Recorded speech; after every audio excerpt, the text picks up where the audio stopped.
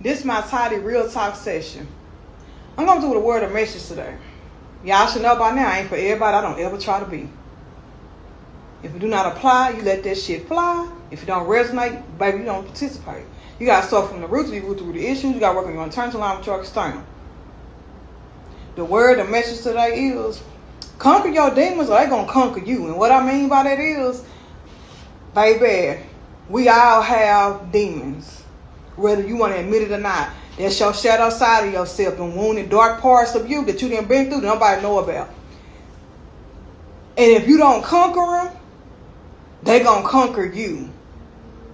So today, you need to conquer your demons. Now some of y'all might ask, how do I conquer my demons? How you conquer your demons is getting the help you need. Really healing yourself. Really doing that eternal work to align with your external. Even if it's meaning getting professional help.